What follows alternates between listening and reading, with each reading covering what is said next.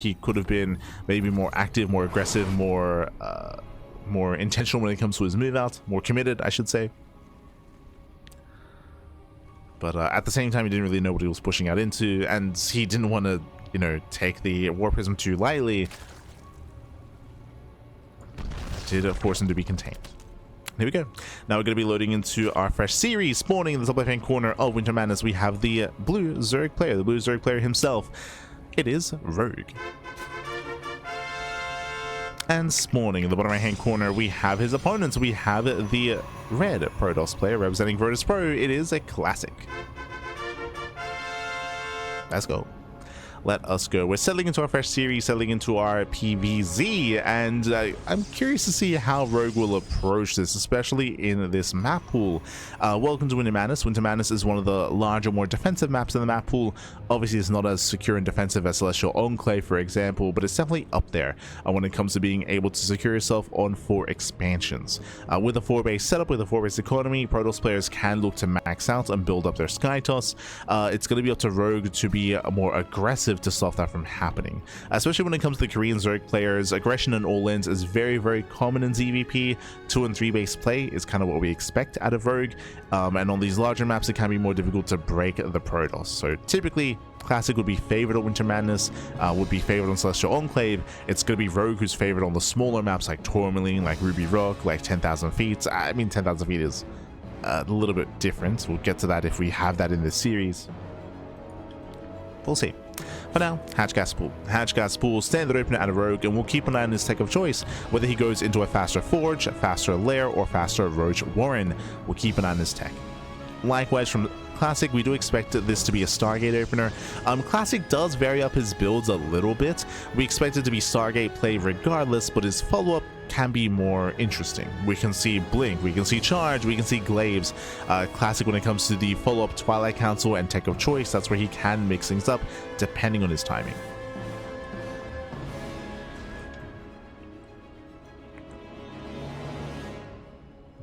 For now, Stargate opener, into Oracle, into the 3rd. We're just waiting for the Twilight Council timing after the 3rd base. Here's what we're looking for. Likewise, just droning, saturating, link speed is on the way, pulls out of gas. This tells us, of course, there's no early tech here from Rogue. If he stayed in, that can lead into, say, a fast layer tech.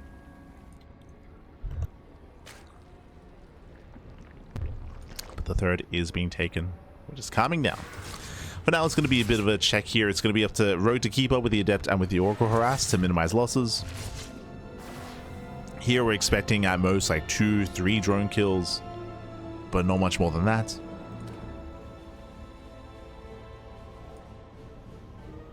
Those are the expectations with the Adept Oracle Harass. So Classic is poking in, ensuring that there is saturation. First Oracle is going to be on the way.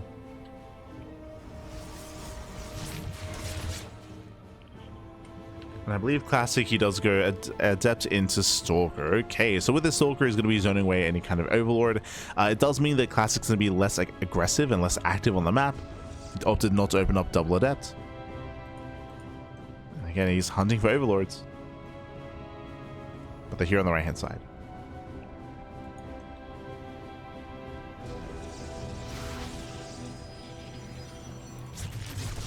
The Oracle does poke in, gets one. Yeah, one drone, but oh, that's a lot of hull damage. Ay, ay, ay. Again, 3 queens were in position, and Rogue did shut down the first Oracle very nicely. Behind this, that is an early Twilight Council. Ooh, that's a Twilight Council as the 3rd was being thrown down, but the Zergling does scout. Now, what does this tell us? Well, this tells us that the Forge is going to be late, right? It's a later Forge here for a Classic, so there's less of a chance that this is going to be Blink, for example. I would say there's a higher chance it's going to be Glaive Adepts, but there are builds where you can go into early Blink, into early Blink Aggression, but show us what you got, Glaives or Blink Stalkers. Ah, late Forge confirms no Glaives. It's early blink play.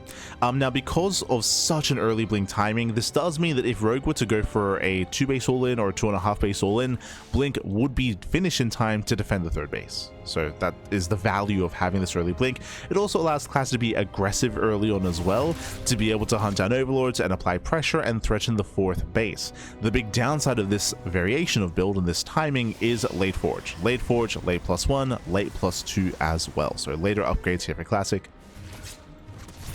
but our earlier active blink stalkers. Meanwhile, the players are joining, the players are saturating, and upside do shade into natural, but Rogue is in position. Catches out both. Nice pickoffs. Rogue just shut down the adepts. At the same time, we have a hidden Bailey Nest behind the natural. So Bailey Nests are very uncommon in PvC. Usually if you open up with an early Evo chamber, we expect +1 melee into Ling Hydra. It was early chamber into Ling Hydra, but again with that Bailey Nest, that does give Rogue the potential to be more aggressive. Now this might just be a safety precaution. Remember, Rogue did see the early Twilight Council with his Ling earlier on, so he might believe that it could be Glaives, and if that's the case, Bailings will help in the defense. Hello. We have 14 Lings in production. Bailey Nest is complete, and we're waiting for Bailings to morph in.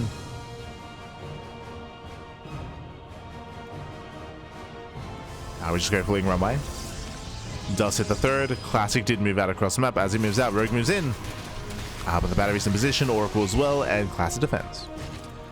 We mentioned earlier, because of earlier blink, Classic can be aggressive earlier on. A blink is done in 5 seconds. Lings, they try to engage, but Oracles they will punish. Yeah, they support the Stalkers quite well. Gets a first queen, no transfuse. Yeah, there's no energy for a transfuse. Getting 1, getting almost 2 queens. Lings, they attempt to flank. Good attempt. Again, that's a lot of Zerglings.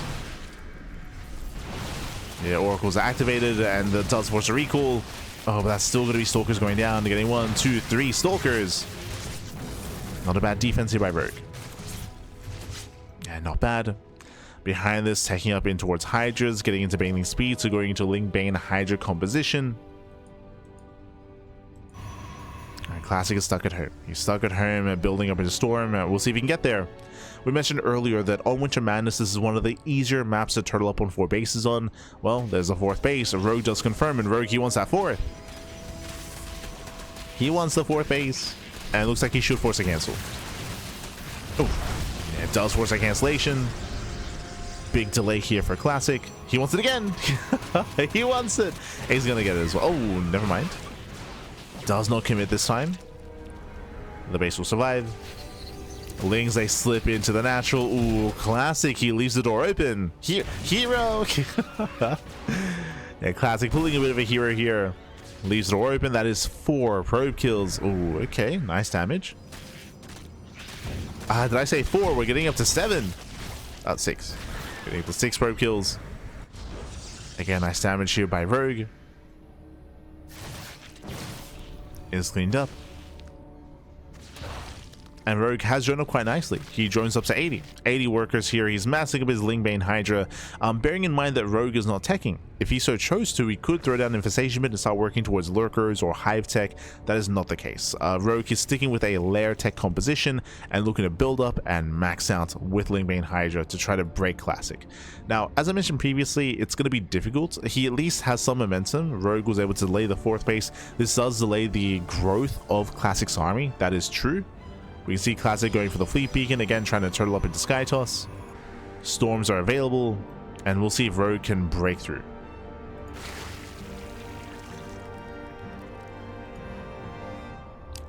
Actually, what I will say as well, that ideally Rogue wants Classic to push. Classic is pushing on the map, he's exposing himself. And this does give the opportunity for Rogue to potentially surround, to flank the army. A Classic, he doesn't need to be out here, he shouldn't be out here. And 1, 2 storm. Second storm was a little bit premature. Oh, never mind. Actually, oh my god, it punishes the Hydras. It does punish the army here. Shows some more storms. And these have been good trades. These have been good trades here. This was very risky, as we mentioned. Classic was exposing himself and potentially vulnerable to a flank. But he does storm well. And he backs up. Yeah, he backs up. He retreats. He makes it back home. Rogue, he took some hefty losses there. And now he's made it to the side defense. Does take out one of the Templar. Bailey's gonna roll in. Do they get into the mineral line? They do not. Yeah, Bailey's gonna make it through. There's still a couple of swarms left. Rogue, he's running out of Hydras. And he's so close to getting to all those Templar. Oof. As there's, what, one storm left. Oh, yeah, once again, a little bit premature here, but we're running out of Hydras. Classic, he is holding on. Oh, we lose the Immortal.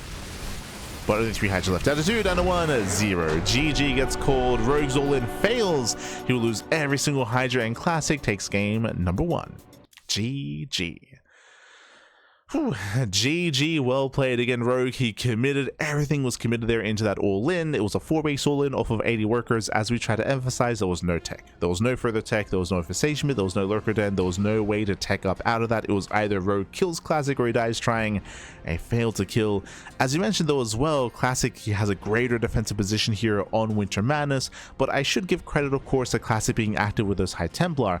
I was very concerned that Classic was going to overextend and was going to expose himself, but he landed some storms and then he retreated. He just backed the hell off. Thankfully he did not overstay his welcome in the center, otherwise that could have cost him all the Templar. So he raced back home, made it home in time, and had a solid defense. GG. GG, well played, with that Classic takes leading the series, and we're going to be loading to game number 2. Let's go. Let us go. As we are loading into 10,000 feet.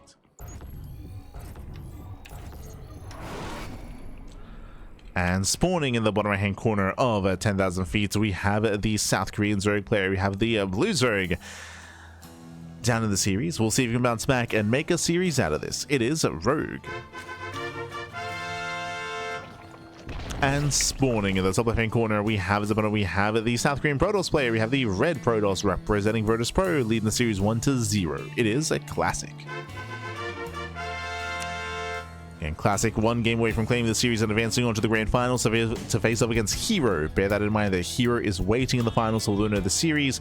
Personally, I'm hoping to avoid a mirror matchup finals, but I mean, Classic is favored coming into this matchup here, and we'll see if Rogue can bring him down. And welcome to 10,000 feet. Hey, we actually alluded to this map earlier, discussing kind of the strengths and weaknesses. We spoke about how it is easier to turtle up on Winter Madness, and we saw that come into play, of course, where Rogue was all in, and Classic, he defended well. He was able to shut down set aggression. Here on 10,000 feet, it's a little bit different here. Now, 10,000 feet has the shortest rush distance by ground, so technically, you would think that aggression is favored.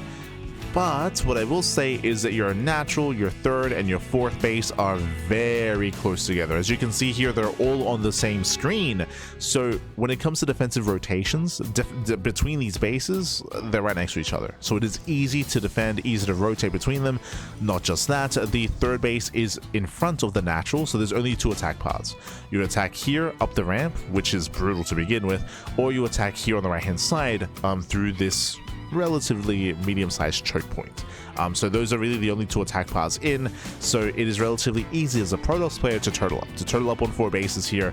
Now, what I will say regarding the size of the map, so for example, comparing this to last game, if Classic were to be active on the map with his High Templar, it is easier to punish as the map is smaller, easier to get a wraparound, and if you do take a better fight as a Zerg player, you can very quickly snowball out of control. Because the distance is so short between one side and the other side of the map, if a fight goes awry for the Protoss, then they get punished real fast and real quick.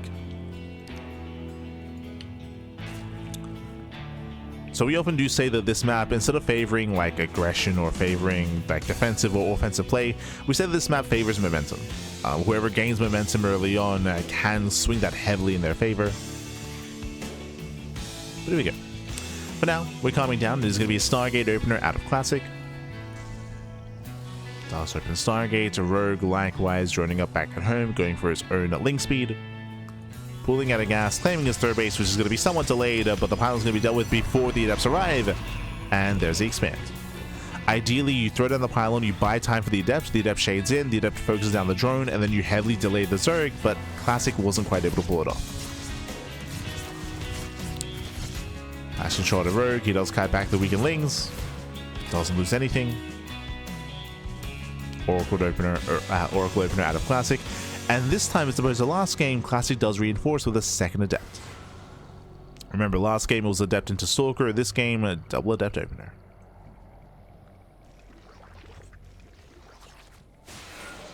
As Classic does threaten a dive.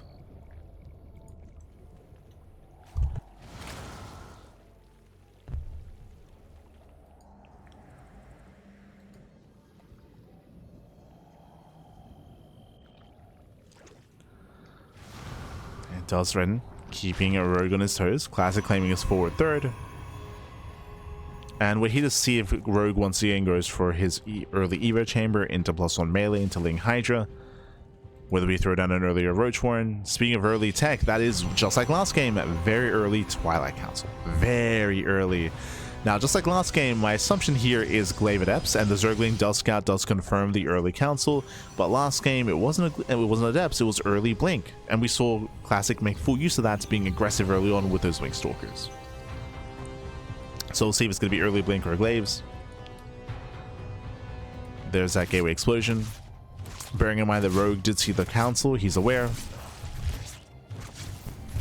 Oracle does poke in, catching out 2 drones. Very nice. I don't see a forge yet. Shell Soldier got. Huh. And once again, early Blink, same build. This is the same build that we saw last game. So very early Blink Stalkers into forward get aggression into a delayed forge. So delayed forge, delayed +1. Early Blink. And once again, we have an early Bathing Nest here by Rogue. I still believe, just like last game, that this is a reaction just in case it were to be Glaive Adepts for more secure defense. But so far, this game is looking very similar to the previous. Except for a couple of things. Yes, we have the defensive Bathing Nest, but do you notice something here? No chamber this time. Last game, there was the early Eva chamber alongside this in the +1 melee, which did signify a Ling Hydra. Here, there's no chamber, early lair instead, and gases are being taken. So with all these gases being taken here, this might be either a bigger commitment into Hydras and less so Zerglings, or this could even be a fast fire. Now the Oracles do poke in, they do get eyes on some of the gas geysers. They don't scout the lair timing. But they do see the lack of any tech. Oh wait, my apologies. I did miss this. I missed the Eva chamber behind this. It was still a faster lair, but Eva chamber behind the gas geyser tells us +1 melee. So I did miss that chamber. Lair is not done. And hey, as I mentioned, it is going to be for the Spire. So it was the earlier lair that did tip us off for the potential Muta play, which is why we brought it up earlier. It is going at Mutaling Bane, not Muta Roach, which is more common in ZvP. Okay. I'll be honest, if I had seen the Eva Chamber earlier, I would have read this as +1 range into like a Hydra heavy composition, just because Ling Bane at Muta is so uncommon in ZvP. But it is going to be for the Muta play. Classics, he's applying pressure. Going for the Queen. He gets it. Queen goes down. Lings, they attempt to punish, but they're going to be forced back. They're going to be forced back here. You can see the game of chicken. The Oracles, they hold on to their energy. Oh, Stasis Trap did go off. So he does catch some reinforcements. Not bad. And Classic has to blink away. Getting caught out. Races back home. There is a battery. And once again, another Stasis. Ooh, does connect. Yeah, Stasis goes off, one Oracle goes down, but it misses control by Classic. Yeah, nice pick up there with the Oracle, and Lings, they do punish. And what's important here is that Rogue, he's buying time, he's distracting Classic while he builds up his mutas. 11 mutas now on the way. 12 mutas even. So far, unscouted. It's a big risk, a big gamble here from Rogue, but so far he's getting away with it. Getting away with it. So far, there's no defensive setup here in the main or the natural. Mutas are making the way across the map. No, they get spotted. Oh, never mind. Here they get intercepted. Massive scout here from Classic. Dust with the mutas. Phoenix production has begun. Classic has precious seconds here to react and respond. The Oracles are going to be cleaned up. There's a recall back home. I spoke too soon as the Oracles, they do manage to get away. Okay. Does pull away in the end. Stalkers are in position, and so far the mutas, they've done no damage. As he mentioned, they were scattered ahead of time. Even a couple of seconds was enough here to warp in, to set up defensively. Lings, they will hit the fourth. But they weren't. Oh, they will force cancel. Not bad. Nice cancellation. I mean, the fourth was almost done as well. It's a very nice cancellation. Rogue being very active. Taking down the gas geyser, catching out 3 probes. No major damage yet, but this is slowly adding up. And we can see that Rogue is going for a ground switch into Hydras. So +1 range is on the way, Hydrogen as well. He's getting ready for a ground switch.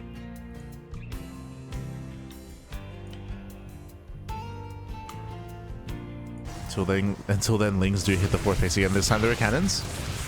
Yep. Classic, he defends.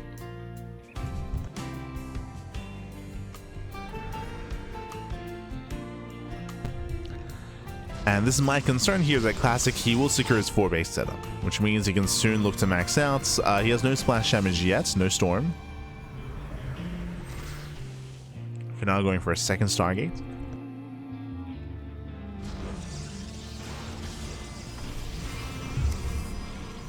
He's committing into mass phoenixes. Lings, they come in from behind once again. The wall's not a wall. Ooh, the wall's wide open. The Lings, they flood into the mineral line. They catch a High Templar as well. Yeah, Templar does full 6 probe kills. Mutas, they distract the main army. And Classic being pulled apart a little bit here. Again, we got a wall off back. Second time this series. Oof. This means they catch out another 10 probes, or in total.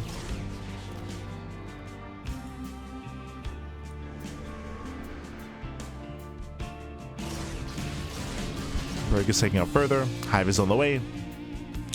For Classic, Fleet Beacon. Now I'm curious if Classic does recognize that the muta card is not getting bigger. It's not getting larger. There's that Lurker Den. In my mind, the Fleet Beacon should be for the mothership. But we'll see. Oh! Yeah, Hydras are revealed. Now Classic knows. He now has confirmation. And remember, Classic, I don't think he realizes he has no Storm. Yeah, Storm was never researched. He has all these High Templar gathering energy, but no upgrade. Ay. And if he doesn't notice soon, that could cost him the game. Again, this tells us that he doesn't know. He thinks he has it. Classic, he has the money for Storm. He has yet to research. Going for the mothership. Yo, he can feed back the Overseers. True. He can. Oh, no. As it's going to be 1, 2 probes going down for a handful of mutas. Oh. They do somewhat trade. And we will soon see the moment when Classic realizes he doesn't have Storm. There's going to be a moment where we engage, where he attempts to Storm and realizes he can't.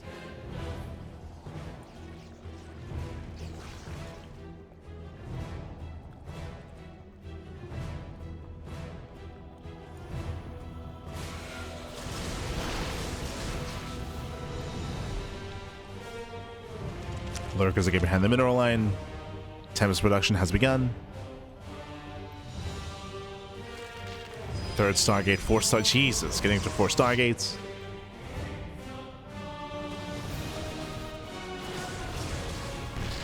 No detection here. Lings are coming from behind it now. Yeah, now he knows. He just tried to Storm. Storm has finally begun, but that's still going to be 1. Oh, the Templar, they get away. Oh, I spoke too soon. 1, 2 Templar go down. Nice snipes. Now, thankfully, Classic realized he didn't have Storm during the retreat, not when there was a big engagement that was about to happen. So we need that Storm.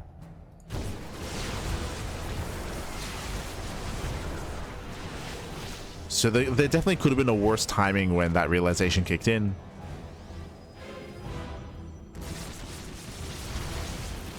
Oh, as we do snipe another couple of Templar. Nice snipes. We're setting up for a push on the 4th base. He's moving in once again. No storm. No, the High Templar, he gets surrounded. 1, 2, High High Templar go down. And without storms, Classic just has such a weak defense here. And it breaks through the cannons. Once again, attempts to dive on the High Templar. Now, good reaction so far by Classic. He does save his mineral line. Drew saves the mineral line, catching out all the Hydras. At the same time, Zelarabai did kill one of the expansions. Almost the other as well. So Classic, he's fighting back. We have 0 detection, by the way. I was waiting for the observer, and there is no observer. Revelation, though. That'll be good enough. Lings taking away from behind. They're going for the expand. They should not get it. It's going to be close, though. Oh, my God. Yeah, Storm connects. Lings are thrown away. Mutas as well, and the base will survive. That was an expensive trade here for Rogue. We can see that clearly he wants... Oh, as the lurker is still popping up. We can see that he clearly wants to switch into Corruptor Ultras. Ultras on the way Corruptors as well. But again, that was still a messy trade. Going for Microbial Shroud. Kindness Plating is done. Rogue, he is in a way perfecting his army. Or at least he's improving it.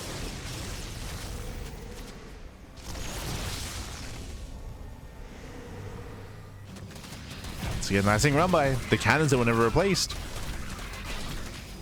And no replacement cannons. Ultra, they go for the die. They want the Templar. And they do collapse in. Oh my God, massive Ultra swipes. Catching at the entire ground army, and Classic, he's crumbling. Yeah, does recall back home. Saves the mothership at least.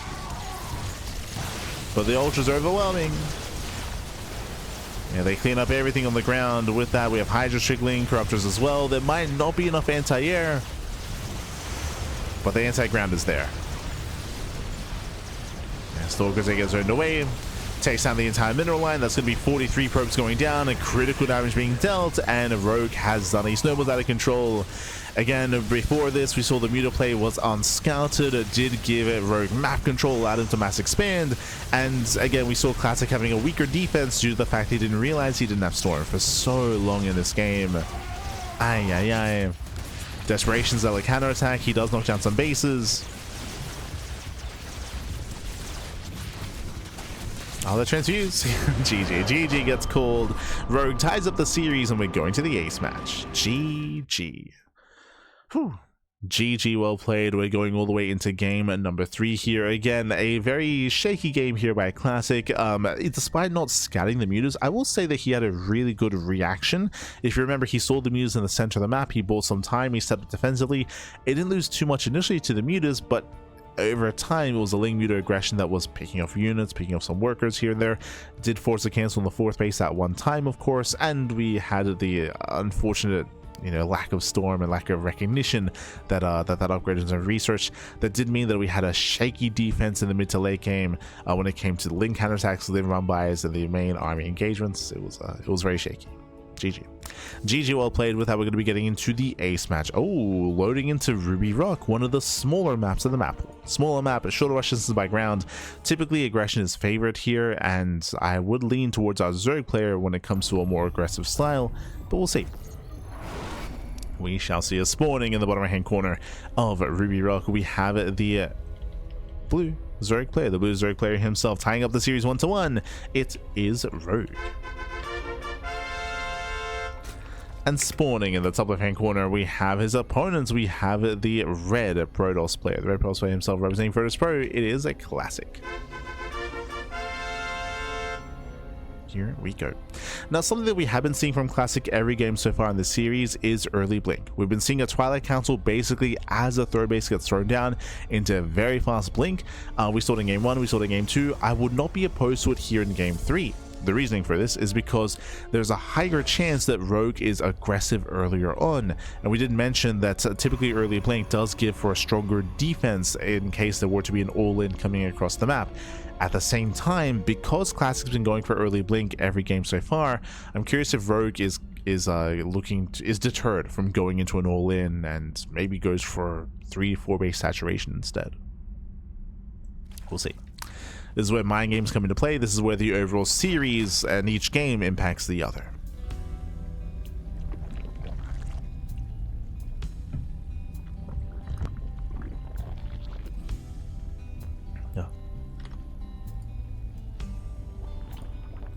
As now, hatch gas full, rogue forsake the unnatural natural.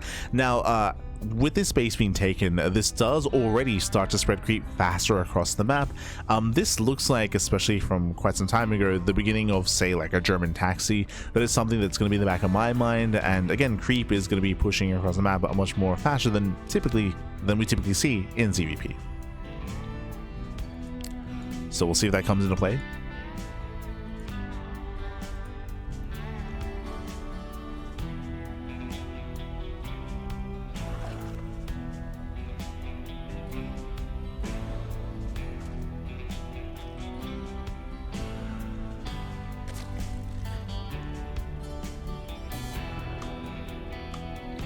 Sling speed is on the way. Rogie pulls out of gas.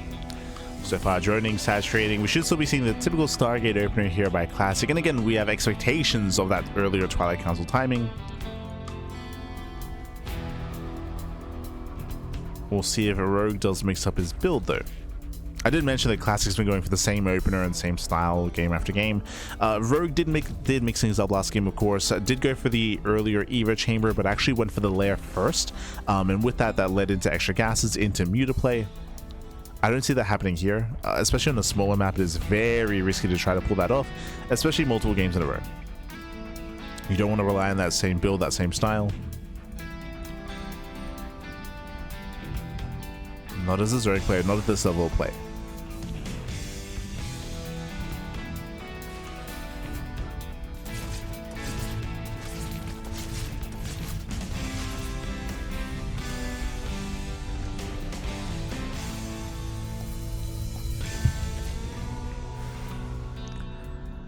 As just like last game, Classic does open up double adept.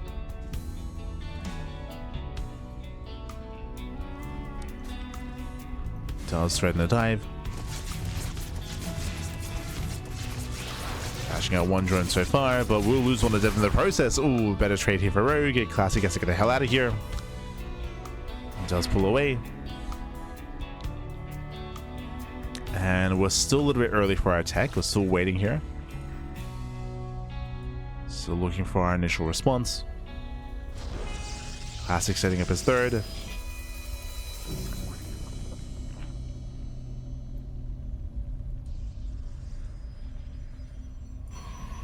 So just joining. Lings, they confirm the third location. I would say this base is a little bit more secure than the other. Here, when it comes to the triangular third base, it is a very direct path across the map. Do you see what I see? Same Twilight Council timing, just like last game, just like the last two games actually. So early Twilight Council into early upgrade into later tech of choice, and sorry, into later +1, I should say, later forge. But there is a slight difference here. Game 1 and Game 2, the Twilight Council was a part of the wall. Here in Game 3, it is hidden. So I would say there's a greater chance it's going to be Glaives here. Eyes on Classic. Do we go early Blink again 3 games in a row, or Glaive Adepts? Meanwhile, Eva Chamber first out of Rogue, looking like +1 melee into Ling Hydra. Meanwhile, there it is, a Blink into later Forge. Same build, 3 games in a row. Classic is doing it again. Oh, meanwhile, we actually have an early Roach Warren, once again hidden behind the natural here. Okay. Up until this point, it's been Ling Bane, if you recall. It's been pure Ling Bane into either Hydra or Muta. But here we have a hidden Roach Warren, potentially for Roach Aggression, but the Depth Scouts. Yeah, big scout here for Classic. He does see the Roach Warren. He knows a big deviation now in the series. And he does spot the Roaches, shades into the main, commits. Ooh, and drones are going down, getting 1, 2, getting up to 3 drone kills. 3 drones do go down. Does get the Roach Warren, big moment here, and Rogue knows he's been scouted. Curious to see if he commits into Roach production or not. Rogue is droning. You can see here a massive wave of drones. This looks like a safety Roach Warren more than anything.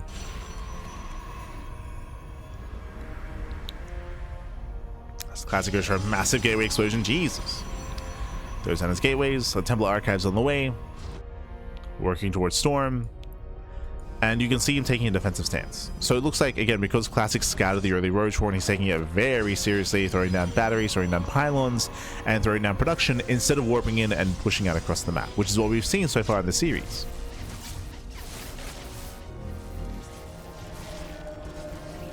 These oracles, oh, they overextend. One oracle does go down, getting both. Oh, just one. One oracle kill, but that's still a better trade here for Rogue. Snipes the oracle. Banging the nest on the way for Rogue. Interesting. Storm this time is not forgotten. Is on the way. And Blink is that done. Classic now being active. But again, this is less aggressive and this is later than the last two games. As typically this would be more committed earlier on before Blink was even done with Oracle support. Ooh, as Ling's a Force and Archon, very nice. And the Archon gets surrounded, massive pick up, gets the Archon, gets the mineral line as well, nice hold position micro. Yeah, messy defense here from Classic. At the same time, he does get across the map, and does he get the fourth? Ah, he shouldn't be able to. Fourth base is getting low, these Lings are getting out of hand. Classic being punished for pushing across the map. Yeah, he gets punished for it. And I'd say they do get some drone kills at least. But these are still some rough losses for Classic, losing even more here. Nice hold position micro. Lings are left idle. As they do try to move in. And catching up the Zealot once again on hold position. Messing up some of the attack pathing. Oh, we're just still flooding. We're still flooding across the map. Trading in Stalkers. Very nice trades here for the Zerglings. Cash out almost every single Stalker, and just purely from Ling aggression, this game might just be over here. Sure, we have a Spyro on the way, but this is too much damage. 12 probes. 12 probe kills. Ay, ay, ay. A very messy defense here from Classic. Again, punish for pushing out across the map. And not just that, but also punish for losing his Oracles. Again, typically Oracles would shut this down real fast and real quick, but one Oracle went down early and the other is still across the map. So lack of Oracle defense, lack of Stalker defense. Classic falling apart here.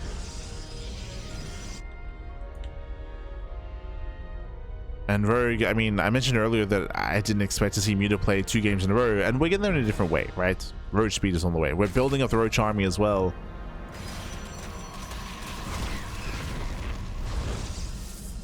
Once again, Classic moves out. As he moves out, Lings, they move in. This third base will fall, and Classic is all in. Classic is completely all in. He has to end the game with this push. There's no turning back, not anymore. It's all or nothing, but there are Roaches to defend.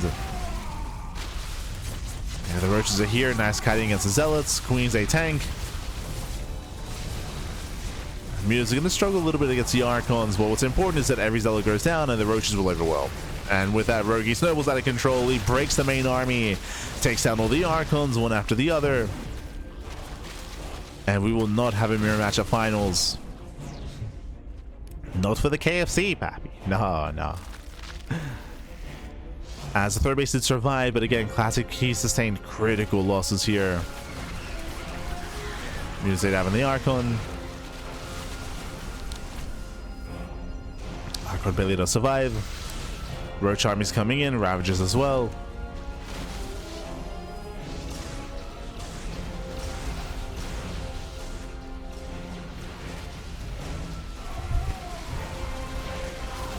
And Rogue is finally here. He commits. He's going across the map. He breaks through that defensive line. There's one Archon left. The battery's out of energy. And again, there's just no defending this. There's no surviving.